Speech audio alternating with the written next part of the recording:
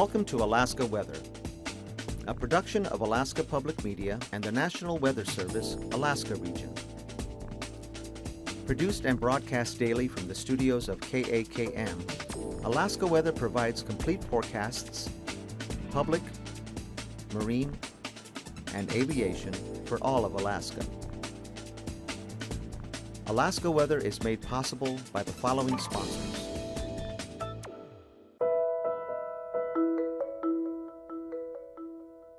Alyeska Pipeline Service Company, sustaining Alaska's pipeline and its operations today and into the future.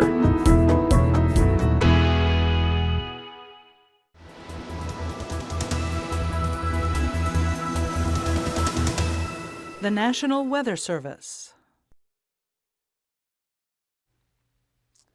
Hello everyone, and thanks again for joining us for this Friday's edition of Alaska Weather. I'm Dave Percy, a meteorologist with the National Weather Service, and I'll be hosting tonight's show. Up on the river breakup chart here, of course, the Kuskokwim River, mostly open here, all the way down to the bay, and the Yukon showing some open area right through this stretch of the region there. And of course, Copper River Basin, Tanana River, open to mostly open, right on down to the Yukon. And this area here now, Eagle, or it's west of Eagle now, so they're all mostly open upstream from there. And moving on to the Alaska River Watch, a couple of websites, phone number here, and you can get more information through there along with an email address. And for the satellite here, you can see quite a bit of cloudiness here across southern Alaska, all the way over into the Copper River Basin. Again, mostly rain-producing clouds here along the North Gulf Coast, Prince William Sound, down along the Kenai Peninsula. Showers diminishing this afternoon for Kodiak Island. Clouds and showers occurring across the southeast coast, but beginning to taper off down to the south today, and they had some clearing, which resulted in a little warmer temperatures down in that area. Also had some breaks here for some sunshine over the Copper River Basin, to a lesser extent in the Kuskokwim Valley, but mostly clear areas, or where the most sunshine was, here over the Yukon Delta, up into the Kobuk Valley there. Even the Noatak Valley picked up some sun across the northern Yukon, or the northern Koyukuk and upper Yukon Valley into the Berks Range. Then you get into kind of the low clouds up along the north slope, with some patchy areas of fog and flurries over the Arctic coast. Down to the south here, the outer edge here, actually you can see the front pushing up onto the southern screen. A lot of moisture through here. This front's going to be coming up and really kicking the winds up for Kodiak Island, along with the rain later on tonight. But out to the west, not much going on at all, just clouds, a little breezy today. On the map here, northerly winds 15 to 25 miles per hour from the Bering Strait across St. Lawrence Island, down across the Pribilofs, right into the central Aleutians. Did pick up a couple of scattered showers out in that area. Mostly cloudy, scattered to isolated showers for the eastern Aleutians. Same thing for the Alaska Peninsula with some breaks over Bristol Bay. Trough axis extending up into the interior. Most of the clouds and showers to the east of that feature. And again, mountain showers here across the Alaska Range, to a lesser extent there along the eastern Alaska Range, but heavier amounts down here along the North Gulf Coast into the Panhandle, but that all tending to taper off in advance of that next system coming up. You can see quite a few breaks in the clouds here out to the west. And for tonight, this will move up and bring some good solid rain and gusty winds into Kodiak Island, coming up to gale force and eventually to storm force for the day tomorrow. Later tonight, winds beginning to increase. Clouds increase once again across the southeast coast there, but ridging in from Canada, just variably cloudy over the Copper River Basin. A few isolated showers along this trough up over the central interior, and no change along the Arctic coast. Pretty light on the winds there, with areas of low clouds, fog, IFR conditions, a few flurries, nothing significant, and that pattern extends right through the strait down to about St. Lawrence Island. And then the windier conditions kind of shift from the central Aleutians, and it gets kind of breezy there for the eastern Aleutians. There are some scattered showers. Same thing for the western Alaska Peninsula, but the winds and rain will tend to increase after midnight and in toward morning there for the eastern peninsula there to the Aleutian Range. and high pressure out to the west, so light variable winds tonight here, and then just the outer edge of that next system coming onto the edge of the map. For tomorrow, that low center here just south of Sitkinak with that strong front bringing storm force winds from the North Gulf Coast down into Shelikof Strait, or Barren Islands, and Kamishak Bay with gale force winds for Shelikof Strait to start with, but those winds will diminish. You can see the gradient slackening off, especially after the front pushes through late tonight and early tomorrow morning.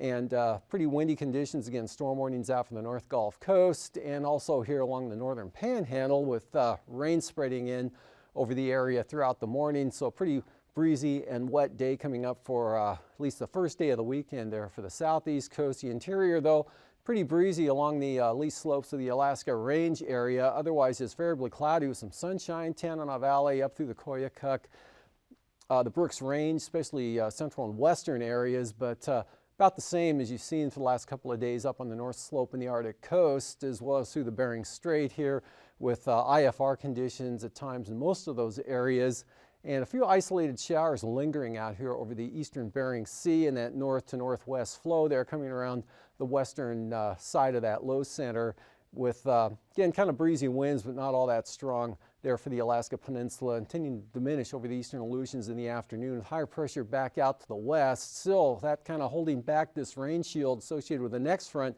even west of the Shimiat 2 area through most of tomorrow, but those southeast winds will be on the increase tomorrow afternoon. Then that front pushes through tomorrow night, spreads a chance of rain as it weakens and slides eastward there into the central Aleutians to Adak and Atka. Light variable winds, maybe some clearing, but also possible fog here for the eastern Aleutians up to the Pribilofs, and much lighter winds. So look for kind of a widespread area, low clouds and fog developing over the eastern Bering Sea all the way up to St. Lawrence Island. Of course, probably another IFR day through the Bering Strait, and not much change on the Arctic coast. Same pattern up there with fairly light winds out of the east-northeast or becoming a little more northeasterly, and some patchy areas of flurries and fog, but nothing significant. Otherwise, we have a low center here developing over the western interior, and that moisture, remnant moisture from that front that pushes up will probably bring a better chance of rain in west of the Chugach Mountains and Talkeetnas into northern Cook Inlet. That would be best chance of rain late tomorrow night into early Sunday. Heavier amounts here along the eastern slopes of the western Alaska Range. Some pretty good showers continuing for the Kenai Peninsula along the coast up in toward Prince William Sound. Then we've got some warm front action here over the panhandle, so wet conditions continue through Sunday as some more moisture slides up that frontal boundary there, but the whole pattern's starting to shift back to the west a little bit, so you may begin to dry out and improve down over the southern areas with that high pressure area just off to the east in British Columbia. And temperatures down that way today, lower to mid 40s, to lower 50s there with the clouds and showers, but Metlakatla did push up to 55 with a little more clearing. Lower 50s for the Copper River Basin, North Gulf Coast, Prince William Sound, mid 40s, 46 at Valdez. Upper 40s to lower 50s here for Cook Inlet, the Kenai Peninsula area, and even the Susitna Valley. Lower to mid 40s for Kodiak Island. Up to the north, 50s for the most part through the Tanana Valley, with 55 at Tok and Fairbanks. Tanana, though, up to 57, as well as over at Huslia, but Ambler 48 degrees, Anatuvik 37, and Fort Yukon up to 57, 32 at Umiat Airfield there on the north slope, and upper 20s for the central and eastern Arctic coast, but Kaktovik, Point Lay, and Point Hope all got into the lower 30s, with upper 20s to mid 30s here over the northwest interior, but Kivalina at 38. 40s for the southern Seward Peninsula, that's White Mountain with 47, Nome at 42, upper 20s through the Bering Strait to St. Lawrence Island, and 50s here across the southwest from 55 at McGrath to 53 at Bethel, 37 over at Amonic, and Makoriak had 36, upper 30s for the Pribilofs, western Aleutians, mid 40s for the Adak and Atka locations, as well as the eastern Aleutians, mid to upper 40s for the Alaska Peninsula. Lows for tonight, teens, lower 20s, North Slope and Arctic coast are the coldest locations here in the east. South of the mountains, though, staying in the 30s, except out toward Kotzebue and the northern Seward Peninsula area, but 30s all the way down to the Bristol Bay coastline there, upper 30s and near 40 for the peninsula and the Aleutians, and lower to mid 40s for the southeast coast, 35 to 40 or so here for south central Alaska, a little cooler in the Copper River Basin. And for tomorrow's highs, you can see that warm area there where the most of the clearing will be here from the southwest coast, right up into the Tanana Valley and the upper Yukon again. Eagle pushing up towards 61, 63 in Fairbanks, otherwise upper 50s to lower 60s through the Yukon and Kuskokwim River Valley areas right on out toward the coast. And even Barrow pushing up toward 32 tomorrow with upper 20s to mid 30s for the remainder of the area, and 40s to lower 50s for the Noatak Valley and Northwest. And about the same here with all the rain and wind, just upper 40s to near 50 for the southeast coast, which in some locations will be even cooler than today. And for the for Prince William Sound, south central Alaska, anywhere from near 50 or upper 40s to the upper 50s in the Susitna Valley. And for flying weather tomorrow, look for some IFR here, southern coast of the Kenai Peninsula, otherwise marginal VFR increasing and pushing eastward with some IFR slipping on up across Prince of Wales Island late tonight into early morning. IFR from the Brooks Range to the Arctic coast, anywhere in that area possible early tomorrow morning. Northern Bering Sea, the Bering Strait here, north side of the Seward Peninsula, St. Lawrence Island, extending down toward, but not quite reaching the eastern Aleutians.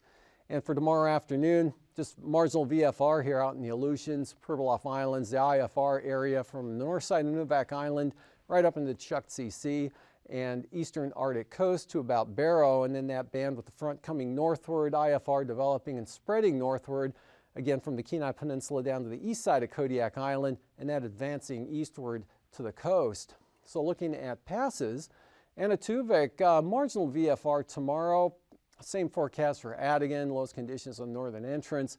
Lake Clark and Merrill, marginal VFR, but staying VFR out to the west. And for Rainy, looks like it'll be VFR either approach, lower ceilings here in the eastern entrance, but staying above the marginal threshold. And for Windy, VFR, Isabel, same forecast. Mentasta will be VFR. And Tanita as well, although ceilings will be falling, especially on the eastern entrance. Again, they should stay above marginal levels. And for Portage, IFR, lowest conditions on the eastern entrance. Chilkoot and White, VFR, gradually becoming marginal throughout the day, probably early morning or by late morning. Freezing levels showing the warmest air aloft here from the Yukon Valley down to the White Mountains, extending out to the southwest coast and actually into the Bering Sea here, where it's about 2,000 to 4,000 feet. And then the cooler air mass, Kodiak Island, up across the Gulf of Alaska and across the Copper River Basin, with the 2,000 foot level there right along the Alaska Range, and then over the Panhandle. For icing, mostly above about 4,000 feet here, covering all of the southeast coast, North Gulf Coast areas. Again, that's shifting south to north throughout the day. So some of that spilling into the southeast and southern Copper River Basin, back down across Kamishak Bay, but improving over Kodiak Island, especially once the front gets north of the area there.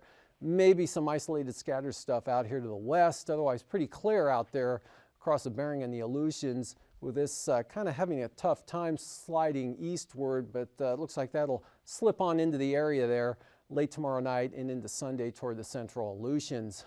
And for the winds aloft, good strong southerly jet tomorrow is going to carry that system right on up into the North Gulf Coast and into the Panhandle, 120 to 140 knots with the upper low approaching Kodiak Island, ridging out here to the west, and the next system behind that.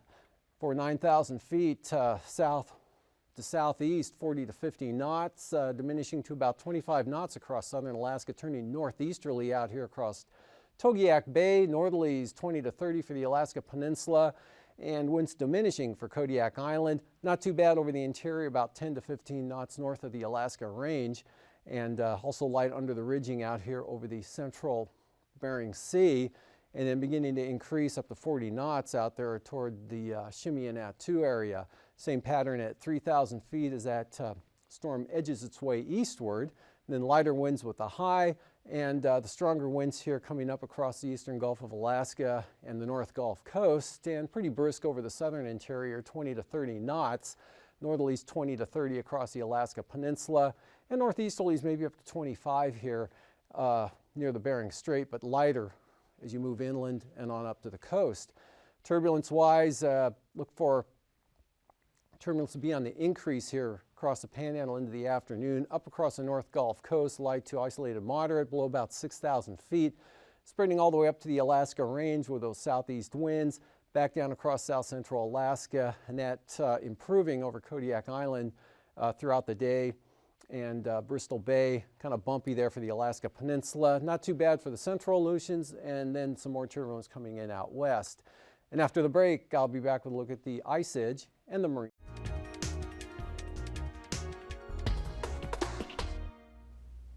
Good evening, I'm Harry Keeling, and on behalf of the Alaskan Aviation Safety Foundation and Alaska Public Media, welcome to Hangar Flying. Our guest this evening is Danielle Troll. I just met Danielle in the past couple of weeks, but her reputation preceded her. I had heard of a young woman who operated a food and supplies delivery business at Merrill Field. Then an article appeared in the Anchorage newspaper about her. The challenge was then to catch her, because if the weather was good, she'd be up flying. So to make a long story short, I finally caught up with her, and I was impressed with what I found.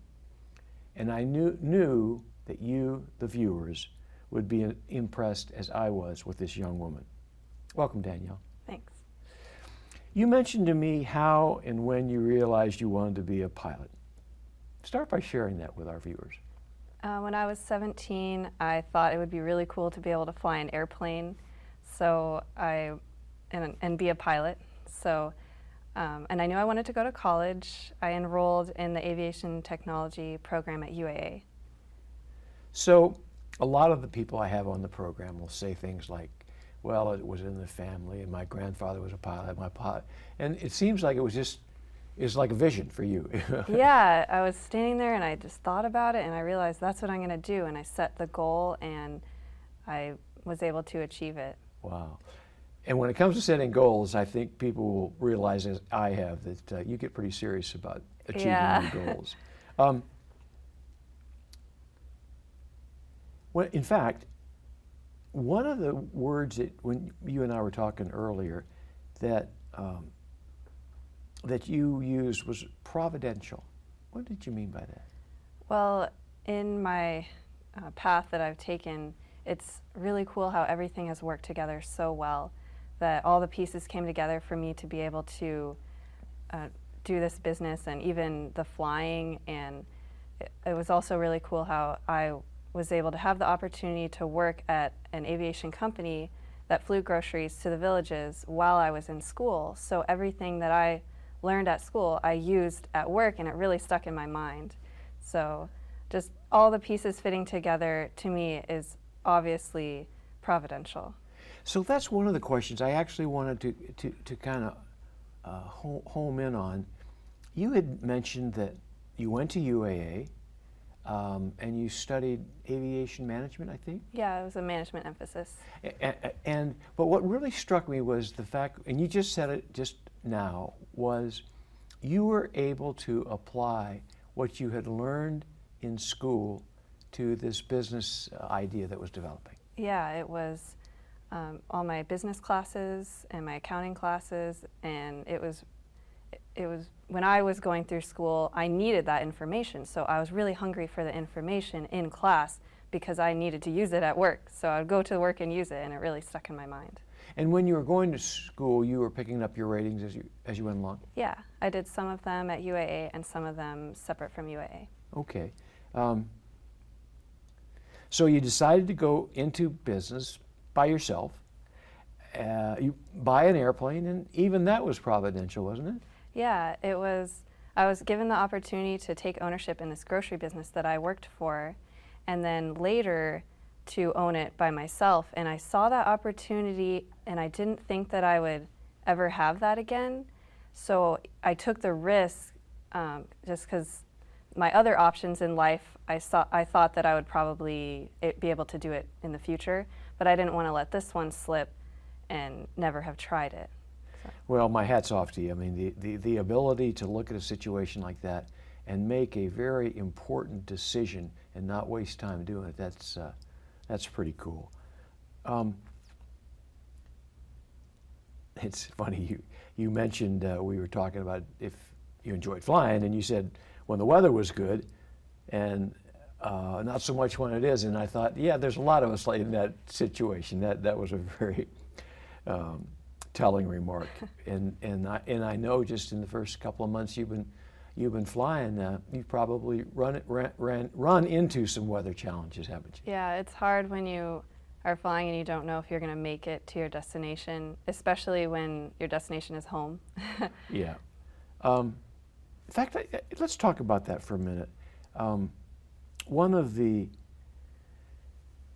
challenges of being in the Part 135 business, being in the business that you're in, is sometimes there's a conflict between what a customer expects as far as reliability and timing and on-time delivery, and what you feel as a pilot may not be a safe, it may not be safe to take the flight or finish the flight, whatever. Yeah. How do you deal with those pressures?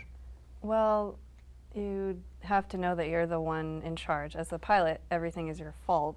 So if you're the one up there flying, they're going to trust you, or they're going to have to trust your judgment, and it's okay to tell them no sometimes. And a lot of them are understanding. They know that the weather's bad and they don't want to be in it either. So a lot of customers, they're okay with me not making it there because they don't want to be in that weather either. Of you saying no? Yeah. You know what, Danielle, I knew this was going to happen. We've run out of time, but I'd like to get you on at least once more to talk more about your business. Okay. Thanks for being on the show tonight. Thank you. Ladies and gentlemen, until next week, fly safe.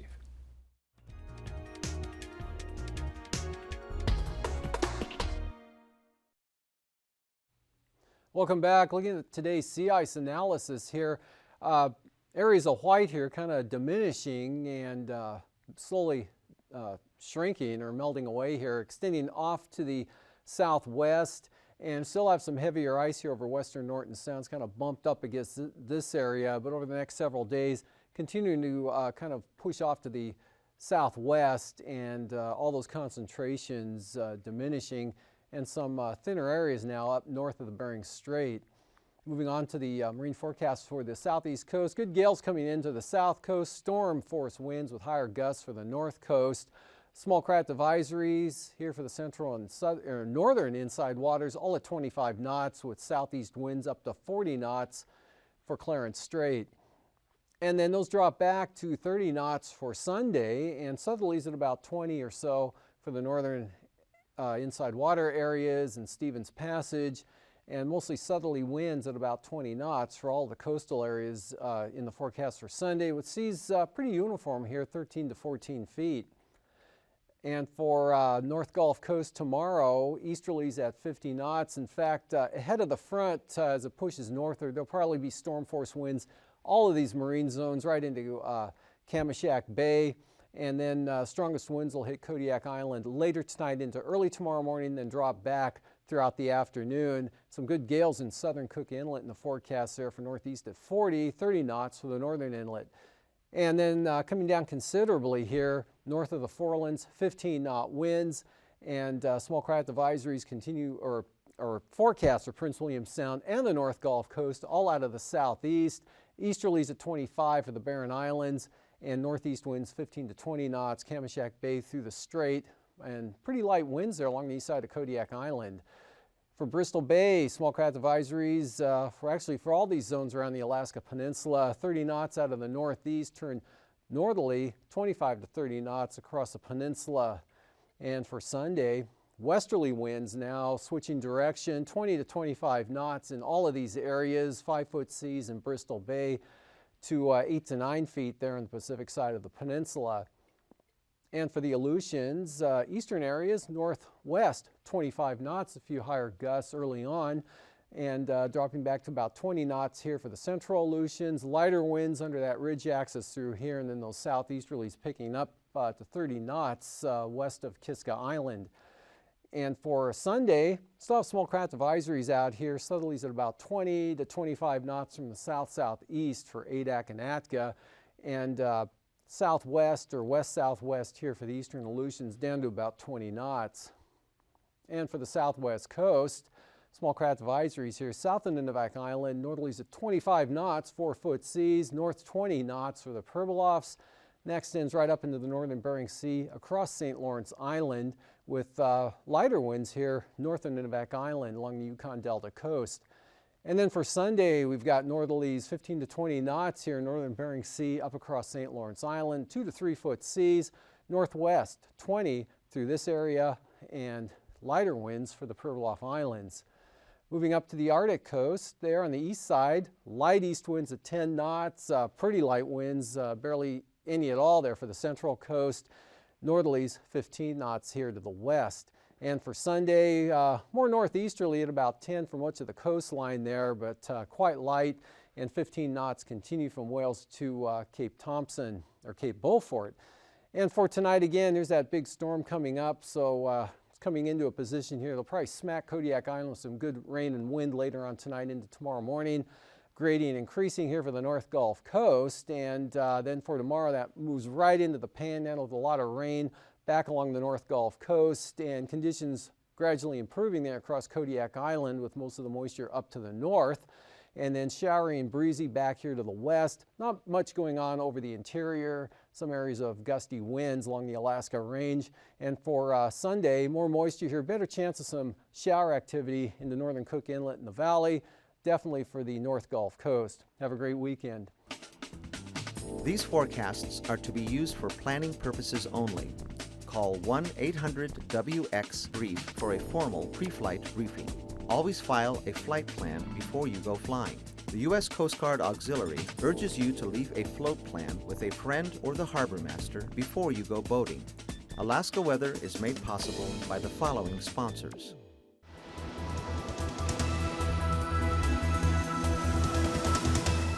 The National Weather Service.